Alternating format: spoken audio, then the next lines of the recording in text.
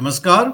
झारखंड के चुनाव के ऊपर पूरे देश की निगाहें हैं और 3 एग्जिट पोल ने बताया है कि एनडीए के तरफ मैंडेट आ सकता है और 3 एग्जिट पोल ने कहा है कि झारखंड मुक्ति मोर्चा के तरफ मैंडेट हो सकता है। ऐसे में कहीं न कहीं कयास ये लग रहा है कि अगर स्प्लिट मैंडेट हुआ, त्रिशंकु अगर विधानसभा बनती है, तब क्या-क्या संभावनाएँ बनती हैं और उसके ऊपर विचार करने के लिए हमारे साथ 2 वरिष्ठ राजनीतिक विश्लेषज्ञ जुड़ रहे हैं। प्रफुल्ल सिंह डाल्टनगंज झारखंड से और अमित कुमार जो कि बहुत ही पैनी नजर बना करके रखे हुए हैं झारखंड के राजनीति पर। आप दोनों का बहुत बहुत स्वागत है। धन्यवाद। नमस्कार। सबसे पहले हम प्रफुल्ल जी से जानेंगे। प्रफुल्ल जी, अभी क्या माहौल है झारखंड के अंदर में? लोग क्या क्या बातें कर रहे हैं, क्या क्या कयास लगा रहे हैं, आप उसके बारे में हमें बताइए। बहुत ही गर्मा गर्मी वहां पर होगा अभी माहौल इस वक्त। झारखंड में 81 सीट पर सभी उम्मीदवारों के समर्थक एक दूसरे को जिता रहे हैं, हरवा रहे हैं। सब अपना अपना ये फॉर्मूला दे रहे हैं कि हमारा उम्मीदवार क्यों जीतेगा। पहली चीज। दूसरी चीज ये है कि मतदाताओं ने अभी झारखंड बंटवारे के बाद 24 साल में ये पहला चुनाव है कि मतदाताओं ने बहुत ही भारी संख्या में मत दिया है और अभी तक के सारे आंकड़ों को फेल कर दिया है। अगर मतगणना ये वोटिंग परसेंटेज की बात करें तो दोनों ही अलायंस हो, चाहे इंडी अलायंस हो या भाजपा की अलायंस हो, वो मतदाताओं के इस फांस में फंसे हुए हैं और सही आकलन नहीं कर पा रहे हैं कि सरकार किसकी बनेगी और बनेगी तो किसको कितना सीट आ रहा है, इसका अनुमान वो नहीं लगा पा रहे हैं। दोनों ही अलायंस या बाकी भी जहां पर निर्दलीय उम्मीदवार खड़े हैं वहां पर सभी उम्मीदवारों और अलायंसों की सियासी सांसें अटकी हुई हैं। ये कह पाना अभी बड़ा ही कठिन होगा कि ये जीत रहे हैं, ये हार रहे हैं, ये अलायंस आ रही है। एग्जिट पोल अपनी जगह है, लेकिन अगर ग्राउंड की रिपोर्ट देखी जाए, एग्जिट पोल कितने सटीक बैठते हैं ये कहना बड़ा मुश्किल है, क्योंकि जो वोट का परसेंटेज हुआ है, अगर संथाल परगना की बात करें तो सेकेंड फेज में वहां 38 सीटों पर चुनाव हुआ। 38 में से 31 सीटें हैं जहां महिला मतदाताओं ने पुरुष मतदाताओं के सामने बढ़ चढ़ के मतदान किया। मतलब वो महिला मतदाताओं की संख्या ज्यादा रही। और फर्स्ट फेज की बात करें तो फर्स्ट फेज में भी ऐसी 10 से 12 सीटें हैं जहां महिला मतदाताएं पुरुष मतदाताओं को पीछे छोड़ते हुए दिख रही हैं। तो कैसे आप क्या आकलन करेंगे? बहुत सारी योजनाएं सरकार की चल रही है, अब किस योजना के तहत महिलाओं का झुकाव है ये कहना अभी बड़ा मुश्किल है। एग्जिट पोल कितना सटीक बैठेंगे या कितना अनुमान लगाने या अनुमान के आसपास पाएंगे ये कहना बड़ा मुश्किल है। सबकी सियासी सांसें अटकी हुई हैं। अमित जी, सियासी सांसें अटकी हुई हैं, प्रफुल्ल जी हमें बता रहे हैं और ये बार बार वो कह रहे हैं कि महिलाओं ने बढ़ चढ़ करके वोट दिया है। हरियाणा का चुनाव का नतीजा हमारे सामने है और महिलाओं के लिए जो योजना है, खास करके जो हर महीने पैसे देने की योजना है, उसका क्या इम्पैक्ट पड़ेगा? आप किस तरह से कल का इंतजार कर रहे हैं? मैं भी प्रफुल्ल जी की बातों को आगे बढ़ाऊंगा। दोनों फेज में इस बार महिला वोटर बहुत बढ़ चढ़ कर हिस्सा ली हैं, उनका परसेंटेज पुरुषों की तुलना में ज्यादा है। तो और इसमें कोई दो मत नहीं है कि मैया सम्मान योजना अभी वर्तमान सरकार के दौर में पिछले 3-4 महीने से चालू है और जब पहला फेज से एक दिन पहले यानी 12 नवंबर को करीब 59 लाख महिला बेनिफिशियरियों को 1,000 रुपया महीना उनके खाते में सरकार दे चुकी है।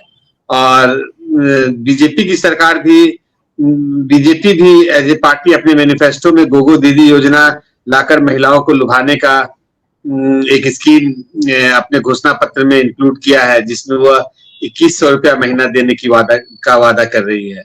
और जबकि उस घोषणा के बाद जेएमएम नीट हेमंत सरकार उस 2,100 को बढ़ाकर 2,500, अब जो वर्तमान में 1,000 रुपया दे रहे हैं और बीजेपी का घोषणा में 2,100 रुपया है और ये उसको 2,500 रुपया महीने देने का वादा कर चुके हैं। तो ये जनता किस मुद्दे को हाथ में लेगी, किसको प्रायोरिटी मिलेगी, किस मुद्दे पर वोट की है, ये तो सबका भाग्य मतपेटी में बंद है। और अब 12 घंटे से कम समय बच गया है जब कल सुबह 8 बजे से गिनती का काम शुरू हो जाएगा, तो सच जो भी है वो सामने आ जाएगा। लेकिन जहां तक एग्जिट पोल में 3 पोल हेमंत सरकार को दोबारा आता हुआ दिखला रहा है और 3 पोल एनडीए को आने का प्रेडिक्शन कर रहा है, तो लेकिन मतों का प्रतिशत इतना कम है, उसका अंतर इतना कम होगा, आप मान के चलो 1-2% वोट का ही अंतर रहेगा दोनों खेमों में। तो ऐसे में कोई भी एग्जिट पोल, कोई भी फॉर्मूला सीटों का सही आकलन कर ले, ये संभव नहीं है। हाँ, अब अगर आप देखेंगे हिमाचल प्रदेश में 1% वोट का अंतर था, हरियाणा में 0.9% टाइप वोट का ही अंतर था, और एक तरफ एनडीए को वहां से समर्थन मिल गया, दूसरी तरफ दूसरे राज्य में कांग्रेस को समर्थन की सरकार बन गई थी। तो ये बिल्कुल सच है कि बहुत टाइट इलेक्शन है, इसको गेस कर पाना बहुत मुश्किल है। सीट दर सीट भी अगर आप जाएंगे तो हर एक सीट कहीं त्रिकोणीय, कहीं डायरेक्ट मुकाबला है, लेकिन मुकाबला बहुत दिलचस्प है। और जब हम लोग इतना इंतजार किए तो अब बस 12 घंटे का समय बचा हुआ है, हम लोग को इंतजार करना चाहिए। निश्चित रूप से 12 घंटे के बाद हमें आकलन और जो नतीजों का रुझान है वो मिलना शुरू हो जाएगा। लेकिन प्रफुल्ल जी, झारखंड के 24 साल के इतिहास में मात्र 10 साल ही राजनीतिक स्थिरता हमने देखा है पिछले 10 साल में, लेकिन जो पॉलिटिकल इंस्टेबिलिटी के लिए जाना जाता है झारखंड, वो बहुत ही मशहूर है। ऐसे में अगर मैंडेट एक तरफा नहीं हुआ तो क्या आपको लगता है कि झारखंड वापस एक बार फिर से पॉलिटिकल इनस्टेबिलिटी के दौर में चला जाएगा? देखिए, अभी अगर रुझान की बात करें या वोटिंग के पैटर्न को देखें तो ऐसा नहीं लग रहा है कि मैंडेट एक तरफा होगा, लेकिन ये जरूर लग रहा है कि किसी ना किसी अलायंस को इतनी मैंडेट होगी कि वो सरकार बना पाए और झारखंड को एक स्टेबल सरकार दे सके। मैंडेट जो भी हो, लेकिन निर्दलियों की भूमिका बहुत अहम रहेगी। एक निर्दलीय जीते, 2 निर्दलीय जीते, या जेकेएलएम जैसी छोटी पार्टी जो जयराम महतो की पार्टी है, 1 विधायक जीते, हर विधायक की भूमिका बहुत अहम रहेगी कि झारखंड छोटा राज्य है, किसी भी एक दल को आज तक बहुमत नहीं मिल पाया है। अगर हम कहें कि सारे चुनावों का आकलन करें तो बीजेपी ने आज तक का सबसे सर्वश्रेष्ठ प्रदर्शन 2014 में किया था, जब वो 37 सीट लेके आई है। उससे ज्यादा इकलौता कोई भी दल अपने आप पर यहाँ पर मैंडेट के करीब नहीं पहुंचा है। तो जैसा देखा जाए तो ये अलायंस 2-3 पार्टियों के अलायंस को मैंडेट मिलता है, वो ये बहुमत का पार करते हैं सीटों के हिसाब से और फिर सरकार बनते हैं। लेकिन झारखंड ने 2014 से 24 तक अस्थायी सरकार देखी है, स्थिरता रही है झारखंड सरकार में। लेकिन ये मैं आपको बता दूं कि मैंडेट इस बार भी ऐसा नहीं रहेगा कि 2000 बंटवारा के बाद से 2014 तक जिस तरह से आया राम और गैर राम की सरकार चलती थी, साल भर 2 साल उस तरीके से, और झारखंड में स्थिरता रही और विकास से कोसों दूर रहा, लूटपाट मचा रहा, तो वो अब देखना बहुत मुश्किल है। लेकिन हाँ, झारखंड को इस बार किसी न किसी अलायंस को मतलब बहुमत मिलेगी, बहुमत का आंकड़ा जो भी हो, और एक सरकार मिलेगी ताकि विकास धारा आगे बढ़े यहाँ पर। अमित जी, प्रफुल्ल जी कह रहे हैं कि किसी न किसी बहुमत को, किसी न किसी गठबंधन को बहुमत का आंकड़ा मिल जाएगा, लेकिन ज्यादा समय की बात नहीं है कि एक निर्दलीय वहां का मुख्यमंत्री भी बन चुके थे एक बार, और उनके कैबिनेट में कई सारे निर्दलीय मंत्री भी थे। ऐसा इतिहास झारखंड का रहा है। ऐसे में अगर दोनों ही गठबंधन को लगभग, अगर फासला दोनों के बीच में बहुत ही कम रहा, तब क्या झारखंड को आप वापस देखते हुए जाते हुए देखते हैं उसी दौर में जब निर्दलियों ने शासन पर उनका बोलबाला रहा था? देखिए, राजनीति में किसी भी विकल्प से इनकार नहीं किया जा सकता है। ये बहुत, और ऐसा कोई कॉम्बिनेशन नहीं है जो आपस में एक दूसरे के साथ मिलकर सरकार, हर एक स्टेट में, झारखंड को तो छोड़िए, जहां अगर खाली मुख्य 2 विपक्षी पार्टियां जो है, जो राष्ट्रीय पार्टियां हैं, कांग्रेस और बीजेपी, इन दोनों को आपस में छोड़ दें तो कोई ऐसा विकल्प नहीं है जिसका सरकार हम लोगों ने कहीं ना कहीं नहीं देखा हो। झारखंड में भी झारखंड मुक्ति मोर्चा और बीजेपी का भी एक समय सरकार बना हुआ है। तो आप किसी भी इस बट से और किसी भी कॉम्बिनेशन से इनकार नहीं कर सकते। अगर नंबर इधर उधर होता है, अगर आप पिछले 5 साल में भी अमित देखेंगे जी की आवाज हम तक ठीक से नहीं आ पा रही है, तो हम चाहेंगे प्रफुल्ल से कि आप इस प्रश्न पर अपनी राय हमसे साझा करें। जैसे कहा जाता है कि राजनीति विशेषताओं का कौन कॉम्बिनेशन किसके साथ जुड़ जाएगा और सरकार बन जाएगी, ये कहना ये मतलब मुश्किल नहीं है। आप समझिए कि देखिए झारखंड को स्थिर सरकार मिलेगी। अमित जी जैसा बता रहे थे कि कॉम्बिनेशन चाहे जो हो, इंडिया अलायंस या एनडीए अलायंस के अपने अपने पार्टनर से जो प्री पोल अलायंस के तहत अभी चुनाव लड़ रहे हैं, लेकिन हो सकता है परिस्थितियां बदले और हो सकता है अगर कहीं भी बहुमत के आंकड़े से दोनों अलायंस में से दोनों के पास आंकड़ा ना रहे तो अप्रत्याशित हो सकता है, इसमें चीजें बदल सकती हैं और अब संभावना से इनकार नहीं किया जा सकता है। जैसे संभावना है कि भाजपा और जेएमएम मिलकर सरकार बना ले, तो इन संभावनाओं को इनकार नहीं किया जा सकता है, दरकिनार नहीं किया जा सकता। तो अमित जी, किसी भी संभावना से इनकार नहीं किया जा सकता है। अगर जेएमएम वाले इंडिया गठबंधन को बहुमत मिलता है तो निश्चित रूप से हेमंत सोरेन ही मुख्यमंत्री बनेंगे, लेकिन अगर एनडीए को बहुमत मिलता है तब बीजेपी से मुख्यमंत्री कौन बनेंगे, ये आप हमें बताएं। देखिए, चुनाव प्रचार के दरमियान और बीजेपी अपने पूरे चुनाव के दरमियान बाबूलाल मरांडी को ही आगे रखकर चुनाव लड़ रही है। तो ऐसे तो आइडियली बाबूलाल मरांडी बीजेपी के मुख्यमंत्री उम्मीदवार होंगे, लेकिन फिर वही है कि ये नंबर पे डिपेंड करेगा और वहां भी महत्वाकांक्षा बहुत लोगों के मन में है। पहले भी बहुत सारे पूर्व मुख्यमंत्री बीजेपी में रह चुके हैं। अब जब कैंपेन चल रहा था तो कैंपेन के बीच में तो बहुत तरह की अफवाहें चल रही थी। अफवाह के पीछे भी कुछ ना कुछ कारण जरूर होता है। जैसे रघुवर दास की बहू चुनाव लड़ रही है, तो लोग ऐसा ये भी बोल रहे थे कि अगर एनडीए का कुछ ऐसा नंबर आ जाए और रघुवर जी को फिर मुख्यमंत्री बनने का मौका मिले तो शायद वो अपनी बहू से इस्तीफा दिलवाकर उस सीट से पुनः चुनाव लड़ लेंगे।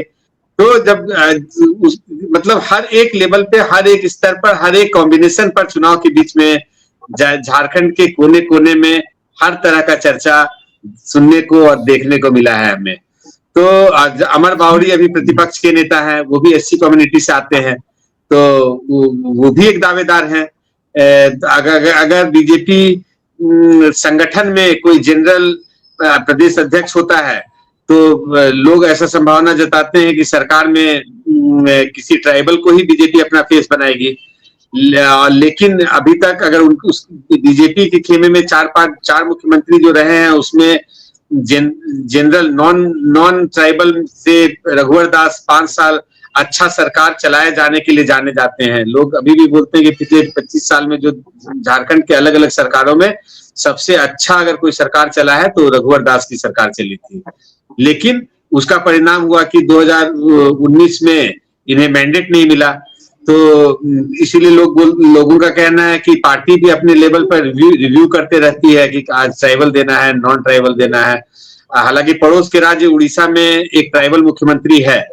तो आप झारखंड में अब केंद्रीय नेतृत्व तो हर पूरा कॉम्बिनेशन देखता है कि उसके लिए क्या लाभ है, या अगला बिहार में जो चुनाव होने वाला है ऐसा मुख्यमंत्री बनाए जिसका असर बिहार पर भी हो। तो आप किसी भी नंबर पे डिपेंड करेगा और किसी भी संभावना से हम लोग इनकार नहीं कर सकते। प्रफुल्ल जी, जो अमित जी बात कर रहे हैं वो कोई आश्चर्यजनक बात नहीं है, क्योंकि तेलंगाना की जो राज्यपाल तमिलसाई थी, उन्होंने राज्यपाल के पद से इस्तीफा देने के बाद तमिलनाडु की राजनीति में दोबारा प्रवेश किया था हाल के दिनों में। आज की रात झारखंड में काफी लंबे होने वाली है प्रफुल्ल जी। आज ये आप हमें बताएं, और ये आखिरी होगा, इसके बाद हम खत्म कर देंगे इस डिस्कशन को, कि जो नेता हैं झारखंड में, जो उम्मीदवार हैं, आज रात वो क्या कर रहे हैं। देखिए अभी तो सारे जगह उम्मीदवार अपने अपने एजेंटों की, जैसे हर जगह जो एजेंट बैठेंगे काउंटिंग टेबल पे, हर विधानसभा में कहीं 19 राउंड काउंटिंग है, कहीं 17 राउंड काउंटिंग है, कहीं 21 राउंड काउंटिंग है, कहीं 25 राउंड काउंटिंग है। वोटर्स के हिसाब से उतने राउंड काउंटिंग है। तो अपने एजेंटों की तैयारी कर चुके होंगे, अपने एजेंटों के बीच वो आई कार्ड का वितरण कर रहे होंगे। वो आई कार्ड उन्हें इलेक्शन, हर डिस्ट्रिक्ट में इलेक्शन कमीशन के द्वारा, रिटर्निंग अफसर के द्वारा दिया गया होगा।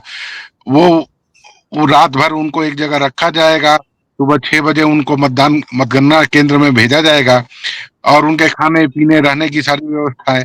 वहीं बैठ के उम्मीदवार आकलन भी करेंगे, उनके साथ बैठेंगे, किस तरह मतगणना में पार्टिसिपेट करना है, किस तरह से ध्यान बनाए रखना है, किस तरह कुछ भी गड़बड़ी हो से रिटर्निंग अफसर के टेबल पर शिकायत करना है। इन सब चीजों के बारे में एजेंटों को, उम्मीदवार अपने अपने एजेंटों को बता रहे होंगे, ट्रेन कर रहे होंगे कि पूरे मतगणना प्रोसेस के दौरान सजगता बरकरार रखनी है। तो इन्हीं सब चीजों पर अभी तो सभी उम्मीदवारों का ध्यान केंद्रित होगा। तो प्रफुल्ल जी ने बताया कि मैं भी मनीष, एक चीज मैं भी जोड़ूंगा। मैं भी टाइम्स ऑफ इंडिया में एक रिपोर्ट पढ़ रहा था, वहां पिछले 3-4 दिनों में पूरा हर स्ट्रांग रूम के आगे पिकनिक का माहौल है और कोई अपने लोगों को मटन चावल खिला रहा है। झारखंड नॉनवेज फूड के लिए भी जाना जाता है, तो कोई मटन चावल खिला रहा है, तो कहीं फिश और अच्छा वेजिटेरियन की भी व्यवस्था है। तो ये आज रात भर निश्चित रूप से कंटिन्यू होगा। झारखंड की भाषा में बात करें तो मीट भात और मछली चावल, भात और मछली का खाना चल रहा है पिकनिक के माहौल में, जहां भी काउंटिंग होगा। और प्रफुल्ल जी और अमित जी ने हमें बताया कि वोट डाल देने मात्र से चुनाव प्रक्रिया खत्म नहीं हो जाती है और जो उम्मीदवार हैं उनके लिए आज की रात बहुत लंबी रात होगी, क्योंकि बहुत सारी तैयारियां अभी भी करनी बाकी है। हमारे दोनों विशेषज्ञ उन्होंने बहुत ही बारीकी से झारखंड की राजनीति पर अपना विचार साझा हमसे किया। कल दोबारा इन दोनों के साथ हम फिर से जुड़ेंगे और नतीजे पर चर्चा करेंगे। आप दोनों का हमसे बात करने के लिए बहुत बहुत धन्यवाद। धन्यवाद।